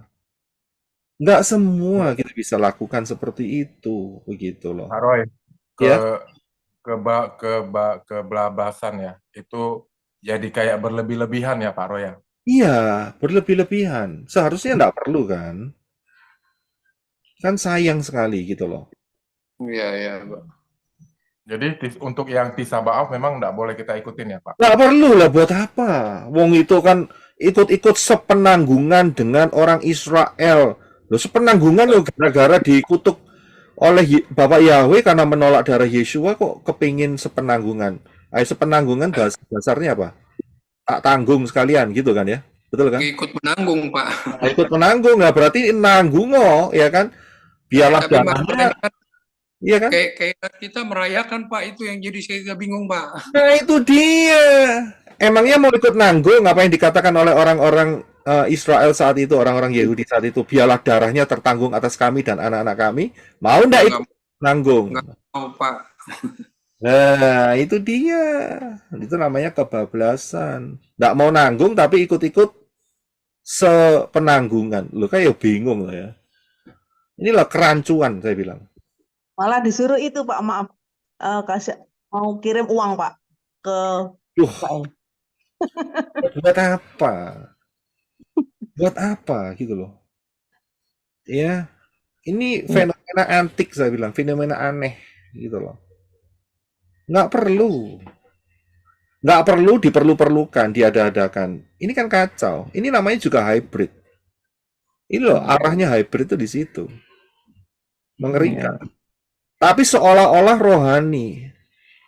Saya bisa lihat. Dan itu didukung apa? Faktornya apa? Kultus individu. Pengajarannya dimplok gitu, dilek gitu ya, diuntal gitu ya, di apa itu? Ditelan mentah-mentah. Ya kalau kita kurang paham-paham seperti ini Pak ya kayak kita kan mengadakan ya kita karena ya gembala mengadakan ya kita jalanin gitu loh Pak. Gitu. Jadinya itu yang perlu kita sadari juga masing-masing gitu loh Pak. Jadi kembali ke pemahaman kita gitu loh Pak. Nah, karena itu kita harus kembali bahwa masuk Syamayim sendiri-sendiri. Jangan sampai kita tersandung dengan itu. Ya, jangan karena gembala yang ngomong terus harus diikutin. Tunggu dulu. Yang harus diikutin tuh kalau gembalanya ngomong berdasarkan dafar Elohim yang benar, itu ikuti nggak apa-apa gitu loh. Bisa lihat di sini. Satu pertanyaan timbul lagi dari saya Pak ya. Nah Ya, kalau udah di kelet kita mengikuti yang perayaan yang kayak bisa maaf yang nggak perlu itu, terus kita gimana? Apa masih ikuti ibadah-ibadah di kelet itu Pak? Gimana Pak? Begini, ya, begini. Efek daripada tidak bisa melihat hal ini berarti setan itu melihat celah. Iya benar Pak. Ya, ini dia lihat, oh, ini pengertian kayak gini dicampur aduk. Ya, ini celah. Dari sinilah maka akan timbul ranting-ranting yang keliru. Pengajaran-pengajaran yang keliru dari situ, karena nggak diberesin. Akhirnya nanti ya nggak bisa lihat daftar Elohim itu dengan baik dan benar. Contohnya di mana? Ya gampang. Yaitu contohnya apa? Ikut yang namanya ya setahun sekali kalau makan. Ya itu dia, itu akarnya, istilahnya itu ranting-rantingnya di situ. Karena nggak bisa lihat dengan jelas. Iya. Sangat disayangkan. Nah, setan tahu di situ. Oke, ini ada celah bagus nih, sikat di sana. Dia nggak bisa bertahan karena dia udah ngikutin pola yang salah. Dan akhirnya apa? Pengertian yang lain ditambahkan sama setan. Seharusnya kamu bukan tiap hari, kamu harus setahun sekali, begitu. Iya kan? Nah, masuklah setahun sekali. Kemudian apa yang terjadi sepak terjang berikutnya sama setan? Gampang. Begitu setahun sekali, manusia makan setahun sekali, nek nggak lemes, betul kan? Iya kan? Ya. Apa yang terjadi kalau sudah lemes? Ya, lemes setelah itu mati lama-lama, ya kan? Nah, kalau sudah mati berarti gampang untuk diikat dengan ikatan-ikatan. Perhatikan aja. Ini berhubungan, saudara. Ini rantai loh ini. Pasti diikat. Ikatnya apa? Banyak. Ya rokok, ya cerutu, ya perjinahan, ya wes macam-macam. Mabuk-mabukan, obat-obatan, wes sembarang kalir, tahu ya. Masuk di situ. Ya, bahaya gitu loh. Ya. Kalau mau kuat gimana ya? Kalau mau kuat ya kita harus makan tiap hari, gampang sih ya kan. Ya, jadi diterobos. Jadi ini setan itu nggak langsung matiin gitu, tidak. Ingat loh, setan itu kan punya 3 level tahap: mencuri, membunuh, dan membinasakan. Ya kan? Dia punya strategi, dia tahu manusia. Loh, dia nggak mati-mati ya, wong dia malaikat kok. Jenis makhluk malaikat. Lah kita ya baru hidup, baru kenal Bapak Yahweh 2-3 tahun. Nah gimana? Iya kan? Gampang dibohongi. Begitu. Artinya Pak, gini Pak, kalau seandainya udah tahu seperti itu, apa emang kita masih layak untuk mengikuti ibadah di Keilat yang Sekarang pertanyaan, ya terima kasih Pak Budiman, terima kasih. Sekarang pertanyaan gini, kalau sudah tahu itu jalannya tambah lama tambah nyimpang, tambah lama tambah nyimpang, tambah lama tambah nyimpang, ya, anggaplah kita ini sebagai naik pesawat terbang yang nyimpang 1 derajat atau setengah derajat, tidak mau memutuskan untuk turun, ya, pergi ke pesawat yang betul-betul lurus sampai ke tujuan. Kira-kira ujungnya di mana? Gitu aja. Iya. Lihat, kita bisa memprediksi. Ini bola-balik nyimpang terus. Waduh. Kira-kira gol apa enggak? Gitu aja. Ya. Nah itu dia. Dari situlah kita ambil keputusan. Ya kan? Waduh, nyimpang terus, ini repot ya, naik pesawat terbang nyimpang terus, lah kapan selesainya, sampainya kapan ini, ya bahaya, ini akan ngikut semua nih. Ingat loh, orang buta nonton orang buta kecemplung semua loh. Iya. Lubang. Ya, jadi kita harus memperhatikan baik-baik. Ini loh bahayanya pengajaran tuh di sini. Ya, dan manusia masuk di dalam perangkap setan, pengajaran. Yes. Cara setan untuk membinasakan manusia itu dengan pengajaran. Hati-hati. Ya, pengajaran yang salah. Lihat Yeshua. Lihat tabut perjanjian, lihat Yeshua. Maka kita akan terhindar dari 3M. Ya, itu dia. Ya.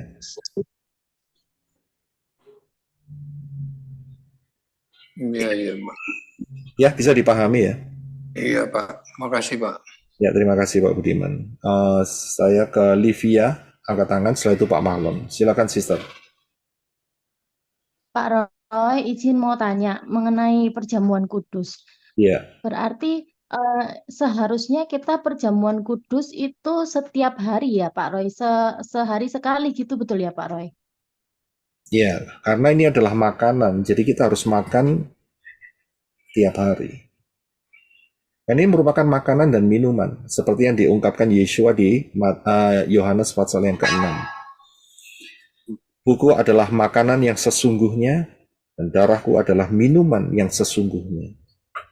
Berarti makanan itu akan memberikan kekuatan dalam kehidupan kita, dalam perjalanan kita mengiring Yeshua HaMashiach. Ya kalau mau kuat, ya mesti makan tiap hari, begitu. Untuk doanya berarti ikut ini ya Pak Roy yang biasa Pak Roy pimpin doa itu ya Pak, setiap kita mau ibadah itu ya Pak? Boleh ikut seperti format seperti itu, silahkan.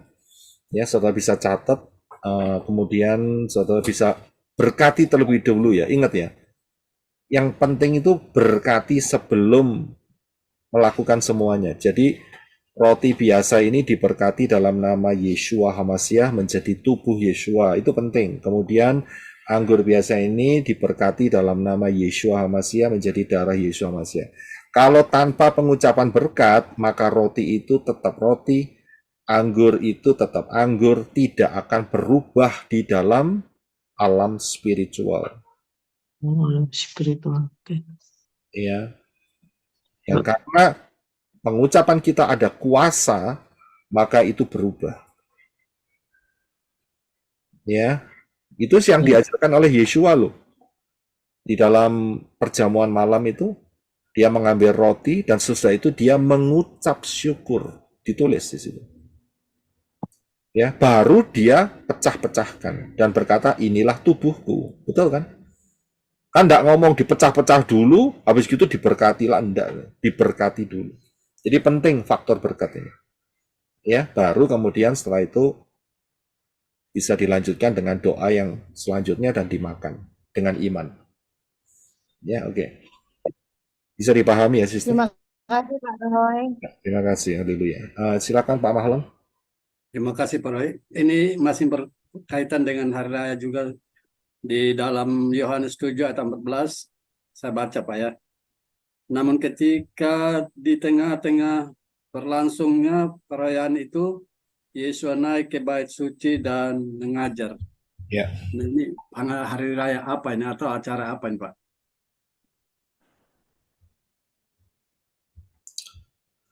Ya, kira-kira perayaan apa ini? Ada yang mau jawab? Coba untuk menjawab pertanyaan Pak Mahlon.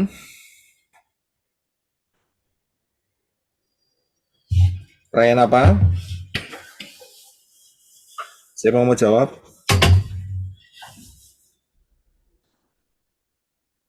Perayaan apa? Maaf, mungkin bisa diulang ya. Ya, Yohanes 7:14 itu Yeshua mengajar dalam perayaan, sebuah perayaan. Pertanyaannya adalah perayaan apa? Siapa yang tahu perayaan apa? Perayaan apa? Tabernakel, tabernakel Pak Roy. Ya, perayaan Sukot. Dari mana kita bisa tahu? Karena Yesua bersama orang tuanya itu kembali ke kotanya masing-masing, Bapak. Oh, enggak. Itu ayat itu enggak, itu jawabannya juga gampang. Ayat kedua. Yohanes 7 ayat 2 itu jawabannya. Bisa lihat langsung? Ya. Nah, jadi dalam hal ini saya mau ajarin sama saudara, kalau saudara bingung dengan satu ayat, coba saudara kembali ke atasnya terlebih dahulu. Lihat konteksnya. Ngomong apa? Begitu loh. Ya, dilihat. Jadi kalau belum jelas, lanjutkan pembacaannya ke bawah. Jadi dilihat perikop itu ngomongnya apa. Nah, dari situ kita akan kelihatan kok. Oh, ternyata Yesus lagi bicara di dalam sebuah perayaan. Perayaan apa ya? Kita cari di atas. Oh, perayaan Sukot, Tabernakel. Ya kan?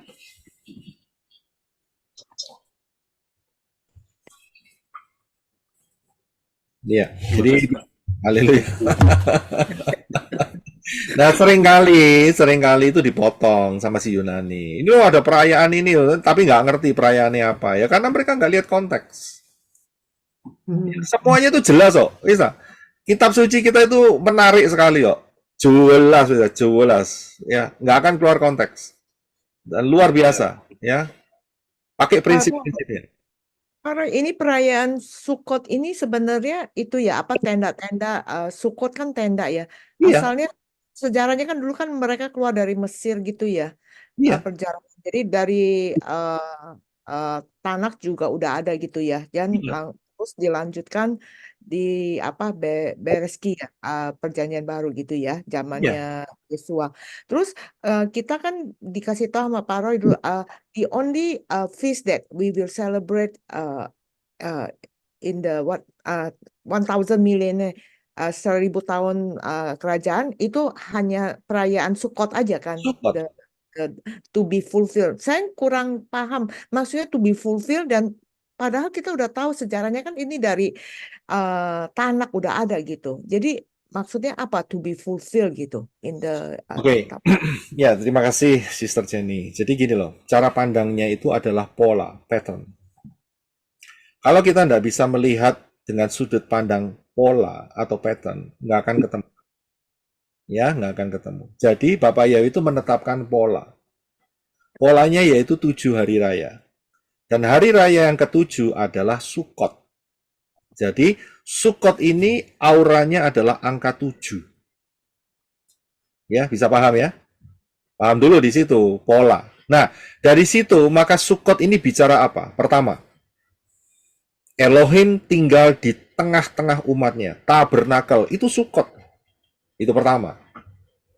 Kedua, bicara tentang apa? Bicara tentang Syabat. Nah, ini kan angka 7. Hari Syabat. Betul kan? Di mana hari ke-7 kita beristirahat dan Bapak Yahweh memberkati. Itu Sukot. Betul kan? Kemudian yang ketiga, pola ini dipakai Bapak Yahweh untuk apa? Saat di mana Yeshua HaMashiach dilahirkan. Sukot. Betul kan? Setelah itu apa lagi? Setelah itu, Sukot itu juga berarti Elohim yang luar biasa, yaitu Ruach Yahweh Elohim, tinggal di dalam tubuh saudara dan saya. Itu Sukot. Bukan cuma Syavuot itu pencurahannya, tetapi Sukot kita ini tinggal di dalam kemah yang sementara. Itu kan Rabi Saul ngomong seperti itu. Kita ini sedang di dalam kemah untuk menunggu rumah yang permanen. Rumah permanen itu apa? Yerusalem baru, Pak. Bukan, itu memang iya. Tapi rumah permanen kita adalah tubuh kemuliaan. Nah, sementara kita tubuh fisik ini, kita berada di kemah. Ini Sukot. Kita ini lagi Sukot. Yang terakhir, ya sebenarnya saya bisa jelaskan lebih banyak, tapi saya kasih 5 aja. 5 aja udah banyak banget loh. Ya, yang terakhir adalah apa? Kerajaan 1000 tahun. Itu Sukot. Karena itu di Zakaria dikatakan, kalau setiap tahun bangsa-bangsa yang telah menindas Israel tidak pergi menghadap sang raja di Yerusalem, yaitu Yahweh Sebaot, maka mereka akan dikenakan kutuk. Dan mereka harus menghadap pada hari raya Sukot. Tabernakel. Luar biasa. Kalau tidak dilihat dari sisi pola, saudara nggak akan pernah ketemu. Paham di sini ya? Enak, saudara. Jelas banget loh. Jelas banget loh firman itu. Ya, kerajaan 1000 tahun termasuk Sabat itu, Pak ya.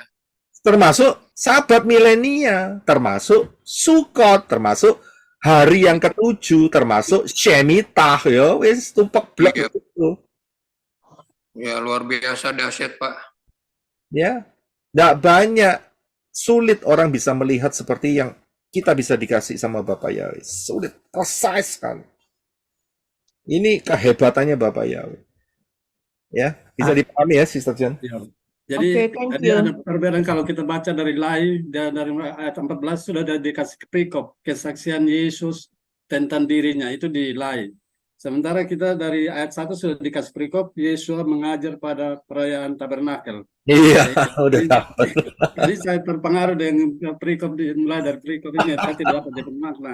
Iya, ya Pak Malon dapat ya. Oke, haleluya. Nah, kelas semua.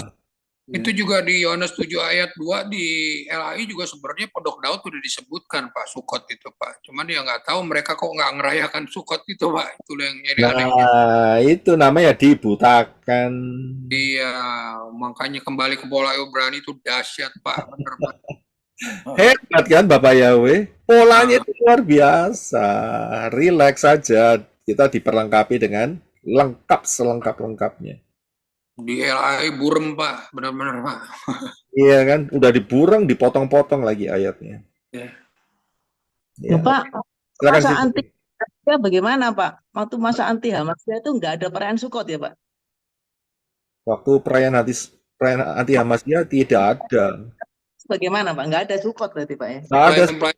Udah di rapture, Bu. Siapa yang merayakan dibunuh lah, Bu. Nah, mempelai-mempelainya udah di rapture, Bu. Udah pakai tubuh kemuliaan. Nggak usah. Benar nggak? Tapi bagi yang tertinggal. Yang tertinggal, ingat loh. Oke. Yang tertinggal itu akan berlaku yaitu Wahyu Fatsal yang ke-12. Ya, ayat yang ke-17. Itu yang tertinggal. Siapa mau baca nih? Wahyu 12 ayat 17. 12, 17. Bapak. 17 LAI, Pak ya. Maka Boleh. marahlah naga itu. kepada perempuan itu, lalu pergi memerangi keturunan yang lain dan menuruti hukum Elohim dan memiliki kesaksian Yeshua Masiah. Ya, jadi kalau orang-orang saat itu mau menuruti hukum-hukum Elohim, 7 hari raya, ya kan, Syabat, ya kan, itu mereka akan diperangi oleh anti-Hamasiyah. Diperang itu maksudnya apa? Mereka akan dibantai oleh anti-Hamasiyah. Jadi tidak mungkin mereka bisa Iya, Nggak bisa. Bagaimana caranya? Wong 3,5 tahun itu anti Hamasiyah sudah diberikan waktu kok sama Bapak Yahweh. Wes, garapan dunia ini. Habis sudah. Iya kan? Porak-poranda, hancur-hancuran. Emang itu murka Bapak Yahweh Pak ya, 3,5 tahun anti Hamasiyah Pak ya. Jelas, sangat-sangat jelas sekali. Ya, jadi anti Hamasiyah itu adalah waktu murka Bapak Yahweh. Nah, anehnya masih ada orang-orang yang kepingin mencicipi murka Bapak Yahweh. Nah, ini Dilindungi katanya mereka, Pak. Walaupun masuk ke situ mereka dilindungi katanya, Pak. Terluput dia. tidak ada janji, jelas Wahyu 12 ayat 17. Cuman yang 144.000 bangsa Israel itu Pak yang dilindungi sama malaikat Gabriel Pak ya. Ini malaikat Mikael. Ya, malaikat Mikael dilindungi di Petra Pak ya. Ya, jadi kalau mereka mau menganggap dirinya 144.000 padahal mereka goyim, berarti mereka sudah salah konsep gitu, ya. Bukan di luar bangsa itu ikutin. Salah konsep dibangga-banggain, wah ya repot. Saya pikir kasihan sekali, saya pikir. Ya, tapi diarahkan yang benar nggak mau. Nggak bisa melihat jubah putih dan linen halus, Pak. Iya. Jubah putih gitu loh. Padahal ada lagi yang Bapak Yahweh kasih linen halus gitu. Iya, betul. Tidak bisa melihat kedalaman firman. Benar. Itu dia. Ya, jadi Mbak. kalau saudara dapat ini semua, bersyukur. Ini bukan atas usaha saudara, itu karena ruah Yahweh Elohim yang buka buat saudara dan saya. Kalau tidak dibuka ya sama saja, begitu. Ya, ini anugerah. Gitu. Amin. Ya, kasih Pak. Haleluya. Kasih tahu orang dalam. Haleluya. Kecipratan Pak dari orang dalam. Haleluya. Ya, jadi saudara paham di sini anugerah yang luar biasa sehingga saudara bisa melihat. Saya bisa melihat, saudara bisa melihat. Haleluya. Memang saudara nggak ngalamin proses yang panjang. Ngalamin proses panjang ya ketinggalan. Tapi Bapak Yahweh sudah menuntun Ibu Rasa Pang, saya, Angel, Elizabeth untuk melalui itu semua, dan saudara nggak perlu bingung-bingung, tinggal tak kasih makanan yang matang. Ini dia. Ya. Benar Pak, benar. Terima kasih Pak. Nggak perlu capek membedah Alkitab ya Pak ya. Bapak udah kasih tahu sama kami. Nah, kalau dapat. Udah luar biasa. Iya itu seperti Pak Wawan bilang. Iya kalau dapat bedanya, kalau ya kan betul. Kalau dapat. Udah langsung tak kasih. Ini udah matang nih. Saya udah lewat proses. Kita udah lewat proses. Ya, anugerah Bapak Yahweh. Prosesnya ya luar biasa, ngeri-ngeri sedep gitu ya. Puji Tuhan. Oke. Mau tanya. Ya, silakan Silvina. Di konteks di Lukas 21, Pak. Lukas ayat 34.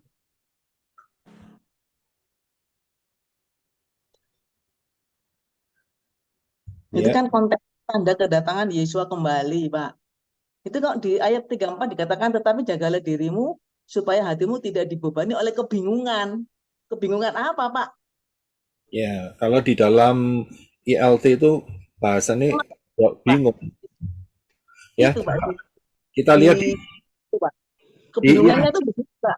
katanya karena ya rapture tuh nanti ada yang bingung rapture dulu. Oh, kalau menurut itu ya di YouTube itu katanya begini, Pak.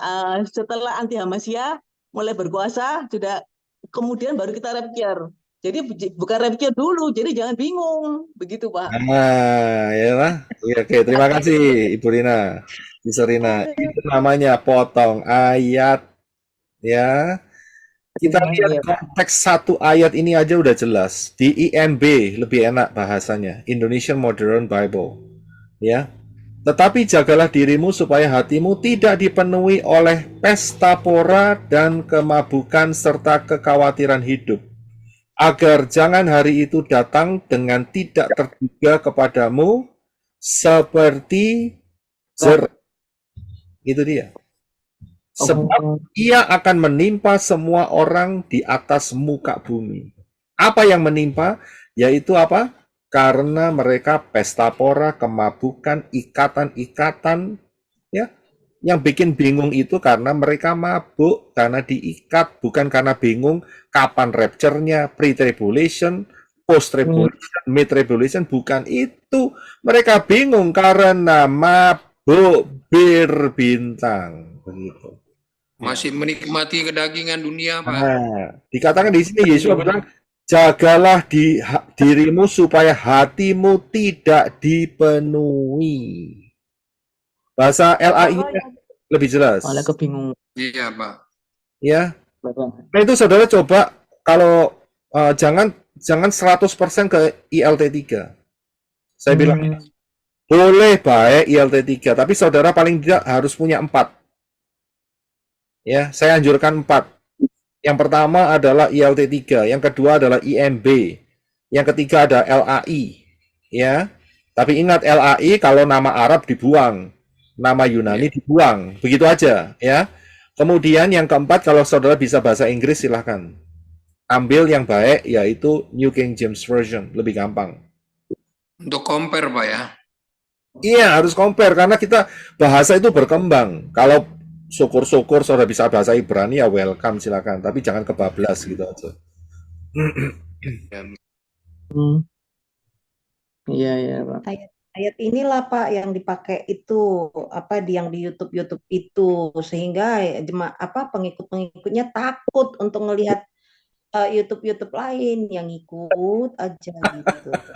Berarti saudara yang di sini, yang di pelayanan menora ini adalah saudara yang berani keluar dari comfort zone. Tahu comfort zone? Ya benar, Pak. Zona nyaman. Ya. Ya, nggak dipengaruhi oleh, ya, nggak dipengaruhi oleh evangelis. Nah itu dia. Nggak dipengaruhi oleh gembala-gembala yang kacau balau, evangelis yang kacau balau, pastor yang kacau balau, ya. Kenapa Bro Adi? Sinode. Ya, nggak dipengaruhi oleh sinode yang kacau balau, ya. Sampainya dengan jelas. Jadi kita ini katanya enak aja Pak, nggak ngikut kesusahan besar katanya. Mereka mau kesusahan besar mereka. Padahal kita udah merasakan kesusahan Pak, dikucilkan dari keluarga, nggak ngikut apa-apa, nggak ikut ini, wah penderitaan juga itu Pak. Jadi begini loh, ya kita memang enak. Mengapa? Karena kita sudah dihakimi oleh Yeshua. Kapan? Yaitu saat kita terima Yeshua dan kita menyerahkan dosa-dosa kita kepada Yeshua. Nah, kalau mereka masih ingin disucikan, dimurnikan, dibersihkan di dalam api penyiksaan murka Elohim, berarti mereka tidak percaya kepada Yeshua. Jelas. Mau pasang badan, Pak, atau pasang badan sendiri, Pak? Berarti iya betul Pak Diman. Berarti mereka tidak menghargai pengorbanan Yeshua yang total. Saya bisa lihat. Karena mereka masih ingin dirinya disucikan. Gitu loh. Ya. Buat mereka yang mereka kepingin seperti itu ya silahkan, enggak apa-apa. Ya. kita doakan iman mereka berhasil di sana. Ya, tapi saya tidak punya iman di situ. Iman saya adalah karena saya sudah menyerahkan hidup saya, dosa saya tak transfer ke Yeshua, sudah dihakimi. Jadi kita tidak perlu menerima murka Elohim, tidak perlu. Lebih dahsyat lagi Pak, kita udah nerima anugerah Pak, anugerah Ya, keselamatan. ya itu namanya anugerah Pak Budiman. Iya. Mereka semoga mereka dapat apa ya Pak, kuat ya Pak ya. Padahal di dalam kitab suci sudah katakan orang kuat sekalipun nggak mampu di dalamnya, kan begitu. Iya, memang betul. Memang betul. Ya, Mereka kalau kuat. nggak Tapi saat didoakan, apa yang terjadi? Cawe-cawe. Iya kan? Tahu cawe-cawe. Cawe-cawe itu mau ngajak ikut sekalian masuk. Oh ya tidak mau dong ya. Ya silahkan masuk sendiri. emang kalau nggak kembali ke pola Ibrani ya begitu Pak, jadi samar-samar begitu Pak. Nah, repotnya apa? Gini Pak Budiman, repotnya itu mereka menggunakan atribut-atribut Ibrani. Ya, nah ini yang saya bilang, mereka itu adalah serigala-serigala yang buas berbulu kucing, gitu dia. Betul. Iya. Pakai atributnya aja tapi polanya tidak dijalankan gitu Pak, akarnya. Sangat jelas sekali, sangat jelas sekali. Ya, serigala berbulu kucing, itu dia. Betul Pak. Tapi merasa diri domba ya Pak ya. Iya. Nggak merasa bahwa mereka serigala Pak. Ya, boleh merasa, tapi apakah domba? Nah itu dia, pertanyaannya kan di situ. Ya, boleh merasa, cuma di hadapan Bapak Yahweh domba atau serigala. Ya, nanti tinggal dibuktikan saja. Ya. Oke, puji Bapak Yahweh. Pemahaman saudara lebih meningkat lagi, luar biasa.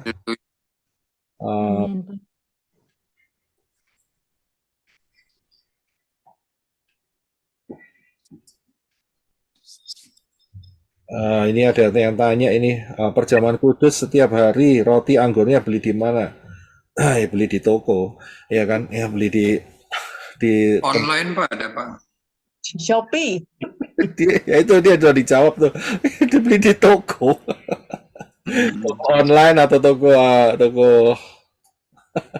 toko yang bisa didatengin ya. Ada banyak di Perjamuan kudus itu kan menurut KPI itu kan hanya setahun sekali, itu di mana ayatnya Pak? Ada tak ayatnya? Perjamuan kudus itu setahun sekali saja. Setiap waktu hari raya perayaan roti tidak beragi itu Pak. Pesah ya, itu. ya mereka melihat berdasarkan kejadian-kejadian sebelum Yeshua HaMashiach mati di kayu salib. Itu yang menjadi titik pandang mereka. Sedangkan titik pandang saya dan kita semua, kita ini sudah melewati masa itu dan kita menoleh ke belakang melihat karya Yeshua.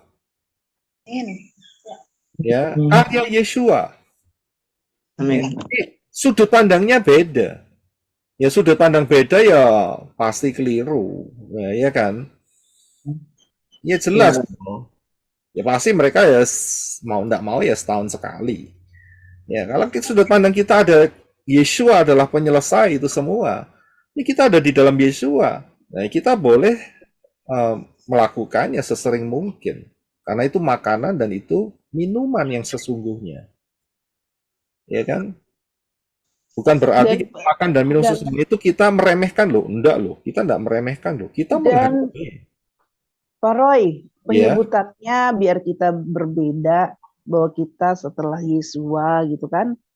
Berdasarkan firman Yesua, perjamuan Yesua yang biasa kita sebut, jangan dikacaukan dengan perjamuan kudus. Ya, ini bisa menjawab, ada tulisan perjamuan kudus di sini. Jadi yang betul adalah makan tubuh Yeshua dan minum darah Yeshua. Itu yang ya, itu yang betul. Ya, jadi kita juga hati-hati dengan kata-kata supaya kita tidak terseret ya, seolah-olah bisa menyeret ke pola yang lama, gitu ya. Kita harus Ya memang rodok kaku, rodok panjang, tapi ya memang itu lebih baik lah, saya bilang gitu. Ya, puji Bapak ya, ada lagi yang mau ditanyakan? Saya rasa nggak ada ya. Shalom Pak Roy. Oh ya, shalom. Ya. Ini Pak Judi Prianto ya. Oke, shalom Pak Ya, Judi. terima kasih. Ya, terima kasih pengajarannya Pak. Saya pernah mendengar dari khotbah Hamba Tuhan KPI itu yang menyampaikan bahwa roti perjamuan kudus dan anggur, terutama roti itu kita tidak boleh memakai hosti, Pak. Karena itu ada nuansa Yunaninya, begitu Pak. Terus anggur juga anggur dari buah yang baru, yang diperas, yang tidak ada kandungan alkoholnya. Bagaimana Pak menurut penjelasan dari Pak Roy? Terima kasih. Ya, terima kasih Pak Judi ya. Terima kasih untuk pertanyaannya. Jadi saya juga pernah tahu akan hal itu, dengar akan hal itu, ya. Tidak ada ketentuan, ya, mengenai roti yang sejenis apa, dari pabrik merek apa, ya. Tapi yang jelas pertama, hosti sekarang ini kita harus selektif. Mengapa? Ada hosti-hosti yang ditulisi ayat. Pernah tahu nggak? Oh. Stempel ayat. Terus Ya, ada. Tanya tuh Pak di situ. ada nama Arab dan nama Yunani di situ. Nah, itu yang harus dihindari. Tapi yang polos nggak apa-apa Pak ya. Nah, yang polos silahkan. Boleh. Iya. Ya. Untuk anggurnya, saudara bisa pakai jus anggur, tidak ada masalah. Tidak ada masalah. Perjamuan nanti waktu Pesah bagaimana Pak? Hari roti tidak berat itu bagaimana anggur sama hostinya Pak? Boleh dipakai seperti sekarang? Boleh saja dipakai kalau saudara mau. Tidak ada ketentuan yang harus seperti itu, tidak. Welcome, silakan kalau saudara mau juga pakai roti tak beragi, ya tidak ada masalah kok. Oh, tidak harus pakai roti tidak beragi nanti waktu Pesah, enggak ya Pak ya? Enggak juga. Oke. Ya, kalau saudara tergerak secara pribadi, welcome. Nah, ada ketentuan. Soalnya mesti bikin sendiri Pak, kalau roti tak beragi nggak ada dijual Pak. Ya memang. Memang. Ya, mesti bikin sendiri. Ya. Jadi dalam hal ini kita harus bisa menyikapi dengan benar. Oh iya Pak. Ya. Oke, terima kasih itu teman-teman. Ada lagi? Ya. Terima kasih Pak Roy untuk penjelasannya. Bapak Yahweh berkati. Sama Pak Jiti. Nah, sama satu lagi Pak, itu tadi saya belum Bapak jelaskan soal pencatatan dosa-dosa itu yang dibakar dalam perayaan apa, saya lupa itu Pak. Itu berarti udah nggak perlu lagi Pak. Oke, saya mau tanya gini. Saat mereka mengadakan pembakaran kertas-kertas itu, mereka di dalam perayaan apa? Yom Kippur.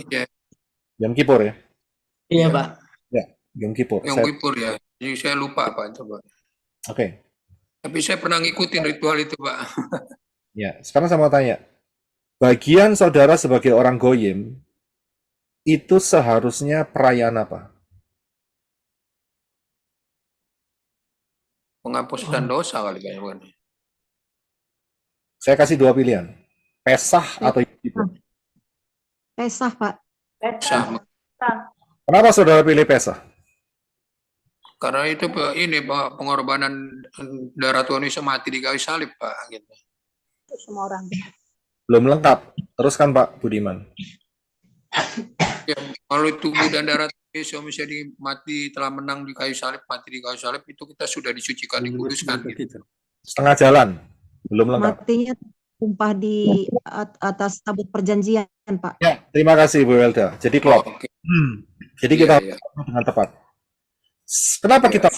Karena saat itu adalah darah Yeshua sebagai manusia itu dicurahkan karena dibunuh, kemudian darah dan air itu mengalir mencapai tabut perjanjian yang ada di bawahnya. Nah, proses ini sama, yaitu penetesan darahnya yang sama. Yang satu di perayaan Yom Kippur, yang satu di perayaan Pesah. Tapi ingat, di Yom Kippur ini nggak pernah ada peristiwa penetesan darah Yesua. Nggak pernah. Betul nggak? Iya, betul, Pak. Itu adalah penetesan darah domba. Yang valid yang mana? Kalau yang darah domba mundur berarti, Pak. Yang Yang yang valid baru. yang mana? Iya. Yang valid adalah Pesah. Ya, Pesah. Karena Tuhan itu menggenapi sudah, Pak ya. Yom Kippur memang sebuah gambar, sebuah picture. Tetapi yang real, saudara bisa bayangkan ya, yang real itu adalah Pesah. Nah, kalau tidak bisa bedain ini, maka terjadilah penyimpangan, yaitu saat Yom Kippur membakar kertas dosa. Apa bisa dibilang itu perayaan Yom Kippur itu orang-orang bangsa Israel yang belum percaya Yesua Masih, Pak? Jadi dia pakai domba, darah domba itu, Pak. Jadi Jadi perayaan ikuti perjanjian lama gitu, Pak. Apa bisa bilang itu, Pak? Ya, terima kasih Pak Budiman. Jadi Yom Kippur itu kapan sih mestinya? Ya kan? Ini kan pertanyaan begitu. Kalau Pesah buat untuk kita, Yom Kippurnya kapan? Yom Kippur itu untuk Israel kapan? Saya kasih urut-urutannya. Yang pertama, Yesua mesti datang dulu. Kapan datangnya? 1 Tisri 5790. September 2029. Itulah Yom Teruah, itulah Rosh Hashanah. Yesua datang, Armageddon datang, turun kan, menginjakkan kakinya di mana? Bukit. Ya kan? Bukit Zaitunnya terbelah menjadi 2. Set. Kan itu banyak kuburan kan? Iya. Nah, jadi disingkirkan semua kuburannya. Set. Betul kan? Yesua jalan masuk. Ya. Masuk ke Bait Elohim yang masih ada di sana. Tapi itu kan Bait Elohimnya kan najis, kena 666. Kan? Nah, itu harus di-remove, diganti, yaitu dengan Bait suci yang tertulis di dalam kitab Yeskiel. Nah, disitulah Israel kemudian diperdamaikan, yaitu Yom Kippur. Karena mereka mengakui, ya inilah Mesias yang sesungguhnya, bukan anti-Masiah. Yesua. Nah, setelah itu, setelah diperdamaikan Yom Kippur, maka Yesua membawa masuk ke dalam Sukkot, yaitu kerajaan 1000 tahun. Iya, itu dia jawabannya. Jadi kita nggak usah ikut Pak, seperti orang Israel ya Pak ya. Yom Kippur itu perayaannya tidak usah, maksudnya puasa itu tidak perlu Pak. Puasa 20. Kebablasan saya bilang. Nggak perlu, Pak ya. Untuk Ibu Rina tanya, saya juga baru ingat Pak, harus puasa tuh 25 jam Pak. Gitu. Puasa. Nggak perlu, saudara bisa puasa anytime. Saya ngikutin Pak, itu puasa 25 jam. Iya sama Bu, kita juga kan kalau nggak ada pemahaman seperti ini. Ya, kalau diikuti juga nggak apa-apa ya Pak ya. Gimana Bu Welda? Kalau diikutin juga nggak apa-apa Pak, maksud saya cuman bukan berarti harus gitu ya Pak. Not necessary. Saudara ngikutin welcome, nggak ada salahnya untuk juga puasa. Nggak ngikutin pun juga jangan merasa berdosa. Oh iya Pak, ya Pak. Not necessary. Karena Yesus menetapkan saudara mau puasa anytime, silakan. Diperlukan puasa, saudara puasa. Nggak masalah, silahkan puasa. Gitu. Untuk hari itu welcome, silahkan. Nggak ada masalah. Sudah bisa lihat. Tapi kita harus tahu maknanya dulu, 3 hari raya ini. Yom Teruah, Yom Kippur, sama Sukkot. 3 ini ada di mana? Yaitu ada dimulainya sejak Armageddon. Itu dia. Jelas. Tapi ingat ya, bukan berarti kita tidak merayakan Rosh Hashanah, enggak loh. Kita tetap loh, karena itu 7 hari raya. Kita juga kita juga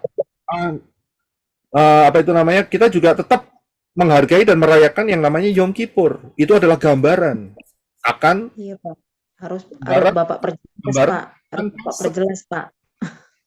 Kita Harus juga Bapak perjelas Pak. Ya, nanti soalnya nanti takutnya Bapak itu menentang Yom Kippur, nanti jangan sampai begitu di luar sana.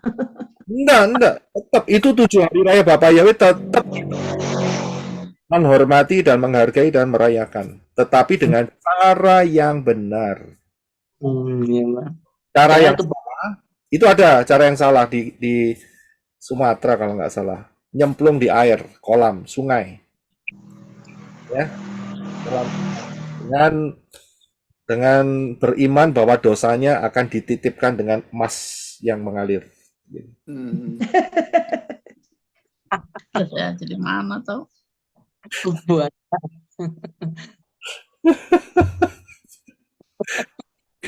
Tapi Ada untuk bahasa yang Surabayanya itu bakaran Pak Roy. kertas dosa itu nggak perlu Pak ya? Sebentar.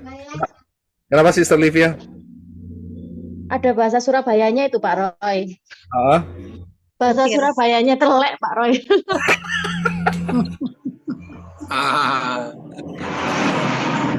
Ya itu ya. Kalau saudara, saya yakin lama-lama grup ini jadi grup Surabaya nih ceritanya nih.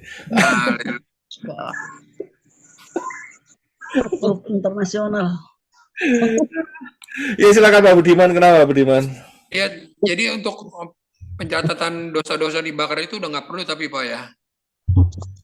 Kalau puasa kan masih boleh Pak, boleh iya boleh enggak gitu. Ya sebetulnya itu hanya faktor kejiwaan aja. Karena ada banyak orang-orang yang masih dosa ini kok masih dilakukan begitu loh. Ya faktor kejiwaan lah, kita bakar begitu. Ya, tetapi sebetulnya itu buang-buang kertas saya bilang, ya. Buang-buang kertas. Bakar kertas, buang kertas. Ya kan? Nah, ya sebetulnya kan sudah dikasihi cara yang terbaik oleh Bapak Yahweh, yaitu disucikan oleh kuasa darah. ya makan dengan tubuh Yesus, makan tubuh Yesua dan minum darahnya. Sudah. Lebih powerful begitu loh. Iya betul. Ya, lebih powerful daripada cuman bakar dosanya ditulis kemudian dibakar begitu. Ya, cuman faktor psikologi ya, saya bilang seperti itu. Yang seperti itu pernah lah. Ya, Karena kalau kita memang ada dosa ya tiap hari minta ampun aja ya, nggak usah tunggu sampai Yom Kippur kan ya. Kalau kita berbuat salah kan langsung aja ya, hari ini juga, saat ini juga. Kenapa mesti tunggu Yom Kippur? Ya kan? ya memang betul, tapi buat beberapa orang ingin menitipkan di emas kambang tadi untuk mengalir.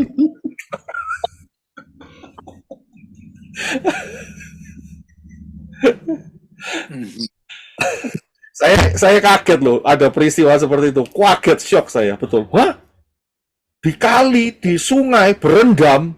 Ngapain? Dia bilang, supaya dosanya ikut mengalir. Hebat banget ya, sungainya. Di mana tuh Pak? Di Sumatera ada seorang yang ngebel saya kok waktu itu. Sumatera atau Kalimantan ya, saya lupa ya. Enggak. Lupa saya. Kalimantan kalau nggak salah. Wah, saya pikir ini aliran apa lagi? Saya pikir wah ini aliran sungai ini ternyata.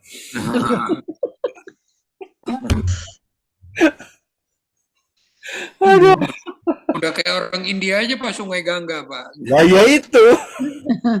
Satu aliran. Dewa Krishna. Oke, puji Bapak Yahweh. Ya, oke. Nggak ada lagi yang mau ditanyakan. Baik, kita akan tutup ya. Oke, luar biasa. Terus diperlengkapi di dalam pengertian-pengertian Davar Elohim yang semakin luar biasa. Ya, haleluya. Tetap setia.